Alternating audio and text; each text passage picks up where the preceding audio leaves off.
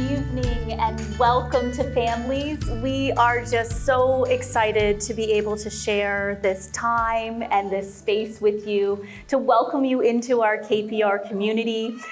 Just before I offer families some information, I do want to take a quick moment right now to look out and see if I can find some students or children that are starting school. If you are someone that's starting school, can I ask you to hold your hand way up in the sky, and I'm going to do the same thing. I see you. There you are. Welcome. Can I ask you, I'm going to give you a big KPR welcome and wave. Can you give me a wave back? Oh, there you are. Hi. Welcome. And I'm going to ask you to you can put your hand down now, and I'm going to invite the little ones that are with us to have a very important job to do right now. On this screen, there are pictures. And I want our little ones to look at the pictures while I talk to your families about what happens at school. These are some of the things that are going to happen when you come to school. So, families, I'll continue to invite your children to look at the screen and see some of the amazing things, and I'm going to offer you some information about our kindergarten programs. So first of all, KPR is a large board geographically. We span all the way to Trenton in the east. We are Curtis in the west, Apsley in the north, and so we span a large geography, and all of our kindergarten programs are 2-year, full-day kindergarten programs. They're staffed by a kindergarten teacher and an ECE, and in junior kindergarten is referred to as year 1, and senior kindergarten is referred to as year 2. Typically, the majority of our kindergarten classrooms are a mix of junior kindergarten and senior kindergarten, or year 1 and year 2 classes. And students have the benefit of being in that classroom for 2 years, unless they decide to go to one of our other optional programs that happens in year 2. We want to offer you, so our little ones out there, remember, we're going to look at these pictures to see some things that are happening when you come to school. And I want to offer you some insight into a typical school schedule. So across KPR, while we are a big board, we do have a very similar school schedule in all of our KPR schools. There is typically a morning drop-off in the schoolyard, and when your child is dropped off, they can be dropped off no earlier than 15 minutes before the bell time. Our school bell times are different from school to school, so you'll need to go to our website to find out what the bell time is for your child when school will start for them at the school that you will be attending. However, it is important to know that you will typically be dropping off your child outdoors, and there will be supervision for that 15 minutes before the school day begins outdoors. And your child, it's a nice place to begin the day for your child. It's often a great place to do that quick goodbye. Often it's a quick hug and a kiss and goodbye, and sometimes you don't even get that because your child's so excited about running into that kindergarten area and reconnecting with their friends. So typically that's what happens. Then when your child goes into the school, they'll have a 100-minute instructional block, followed by a 40-minute nutrition break. That 40 minutes will consist of 20 minutes of eating and 20 minutes of outdoor play. And then they'll come inside again for another 100-minute block and a 40-minute nutrition break, again 20 minutes of eating, 20 minutes of outdoor time, and then there will be another 100-minute block and then afternoon pickup. Typically in our schools, afternoon pickup happens outdoors. It's a time to just, if you're picking up your child from school, you'll see the educator team. There's usually a little high five that happens to ensure safety and that your child gets home safely to you. And you'll have a quick chance to say an informal hello to your educator team.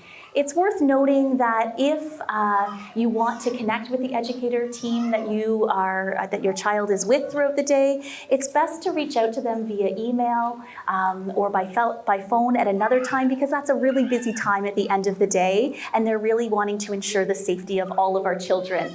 So just for those families that will be picking up their child outdoors, we usually pick up, and it's a nice chance to just give a quick wave and hello. For those students that will be bused, I'm going to be offering you some information about busing a little later in the presentation.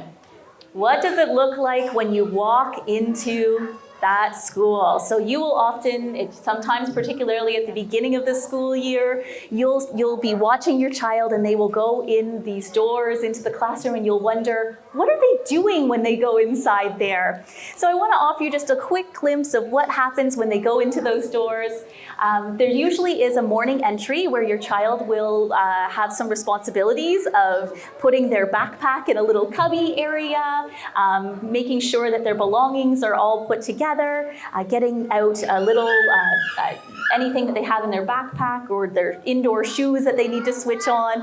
And then they come to usually a community area, like a carpet area, and they have a community space to have a song or a story, a little bit of space to connect with some of their peers that they so value in the classroom and learn from. And then at different points throughout the day, students will be going into inquiry and intentional play. That's where they might be connecting with other peers, with materials and each other. They may be engaged in small group, whole group, or one-on-one learning opportunities with one or both of the educators in the room. And at different times throughout the week, you're going to hear your child say, "I'm going to the gym," or "I have library today." And that's part of the routine of coming to school, and it's also a part of welcoming your child into a school community as well as a classroom community. And so each week, your child will have opportunities to go to the gym, they'll have an opportunity to go to the library and sign out a book, and be able to take it home and share it with you.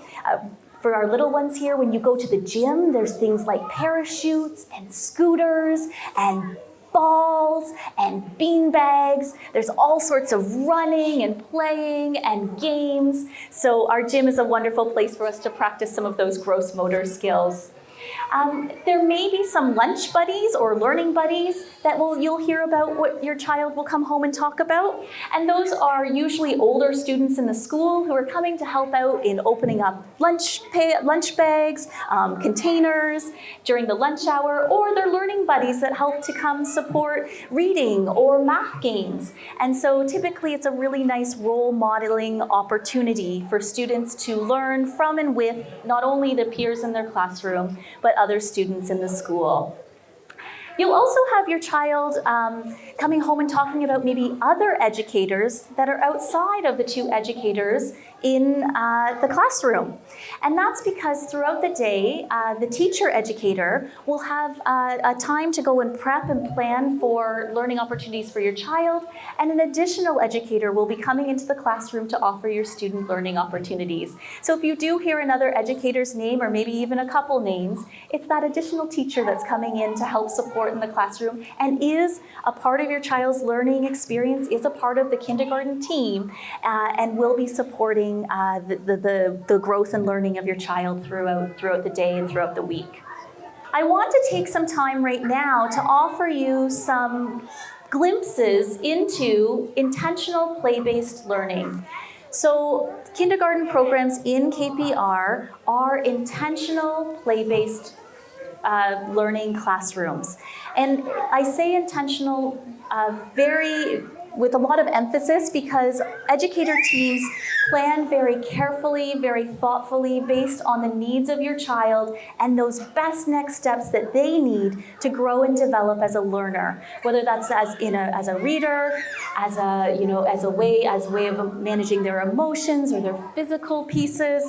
All of those skills are places that the educator very thoughtfully and intentionally integrates throughout the day. And so the example that you see, or the pictures that you see on the slide right now, illustrate some of those intentional play-based centers that you would see in our kindergarten classrooms. I'm going to invite you to attend to the big picture in the middle. The big picture in the middle was taken around this time of the school year. And the students had read the book called Chalk. And Chalk is this amazing wordless picture book where a little child draws on the pavement pictures with chalk, and they come to life. So for our little ones, can you imagine if you drew a picture and it came to life? Oh my goodness. So the children had read that story in the classroom as a whole group, and then as a play center, the educator team had put out construction paper with the chalk and invited children to make chalk drawings of their own that they wanted to come to life. And so that is an illustration of one of the centers. It also doesn't just stay at that table. The educator teams bring those chalk drawings back to the whole group and share them with other students so that other students can learn from the representations that the students are creating with each other. They talk about them, they share with each other, they have an opportunity to really grow and develop in connection with each other. Okay, and there is a kindergarten program. There are learning expectations that our kindergarten educator teams are required to offer your child over the 2 years of the kindergarten program. And those expectations are framed by the following 4 areas. So belonging and contributing, the ways that your child will be a part of a community, how they connect with each other, how they contribute inside the classroom, problem solving and innovating, thinking about having learning opportunities and growing and developing in the ways that students address challenges, not only challenges with materials, but also challenges socially, and having those opportunities to really grow and develop in their skills as a learner in that area of problem solving and innovating. And so you can see in this image that there are some students that have made a ramp with some cardboard pieces to roll down and see how fast a ball can go down the ramp to allow for them to kind of problem solve, making that ramp either faster, slower, longer, shorter, some of those challenges that we can encounter within the context of play. And then another frame within the kindergarten program is literacy and mathematics, a really important skill that will be developed alongside our educator teams throughout the day and throughout the 2 years of the kindergarten program. And lastly, self-regulation and well-being. Your child is going to develop a strong sense of health and identity and self, and that is going to be through some of the expectations that are within self-regulation and well-being. This is just a another quick glimpse into intentional play-based learning. This one is from the child, and I just want to walk through some of the thinking that an educator does when they are interacting with a student in an intentional way inside of a kindergarten classroom. And so I want you to attend to the picture on the left first. This is a picture that a child in one of our kindergarten classrooms made, and he brought it to his educator and was really excited about it. Now, you might look at that picture on the left-hand side and initially think it looks like a scribble. But in fact, when the educator team asked that child about that image, he very quickly told the educator that he had created a map, and that he had put all of his friends on that map. Now, the friends were not on that map yet. He was pointing with his finger. He said, here's my friends, Quentin, and I can't remember, Ryland, and Anthony. And the educator realized this was one of those moments of intentionality. They were going to use this as a moment to help support this child with their early writing skills. And they decided that because they knew where their friends' houses were on the map, that they were going to scaffold that and build in a quick but very powerful learning opportunity in that middle picture. And so in that middle picture, you can see that they were sharing the pen. They added the first letters of the friends' names, so Ryland, Quentin, and Anthony. And the educator walked away. She said, these are labels. Sometimes we put labels on a map. and they did it together. And so the last picture happened at the end of the play block when the educator circled back. She had been with lots of other students throughout this time, but she circled back and recognized that this child had in fact drawn more parts of his map, added a few more details, and even added the name, his own name in his house. So all of that is to share with you a glimpse into how we as educators attend to the learning that your child is presenting and offer them an extension, a challenge, a best next step for where we can build their learning, in this case, as a writer, as a communicator. It's also worth noting that that picture on the right-hand side, the educator team brought that to the whole group later in the day and named for the students what had happened, that this child had made a map and that, look, he has labels and all of these things.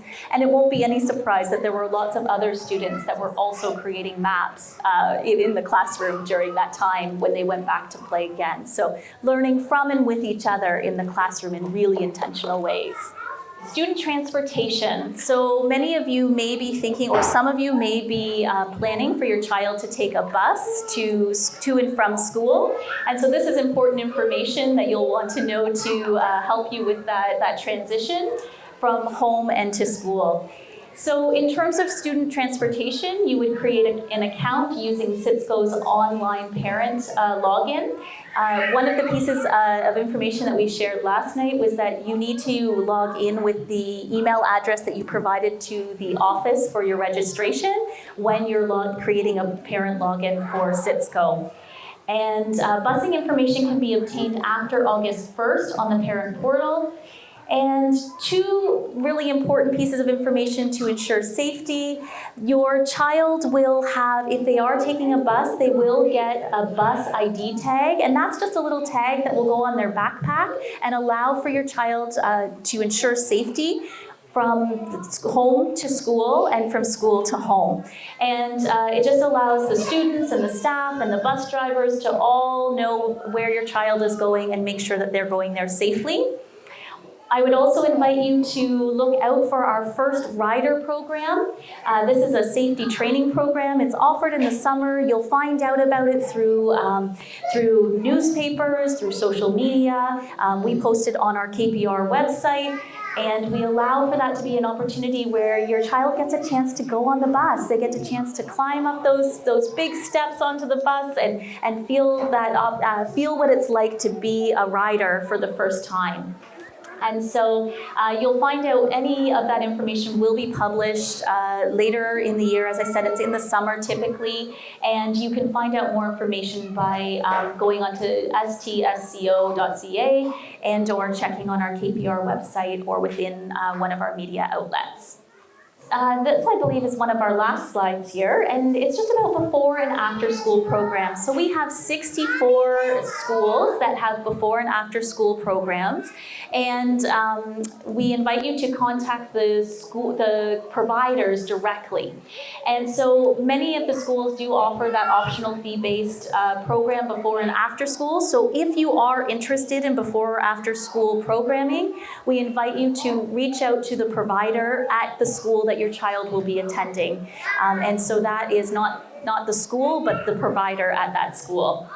And those programs are staffed by qualified early childhood educators and provide students with additional play-based opportunities after the instructional day, games and activities, as well as a nutritious snack. After this evening, you may have more questions. You may want to hold on to some information that we've shared or just kind of go back and find out more. kprschools.ca offers a wealth of information about getting ready for kindergarten, transportation, French immersion, thinking about snacks and nutrition. So we invite you, if there's anything lingering for you at the end of the evening, we invite you to visit our website and find out more information about all that KPR has to offer our families and our students within.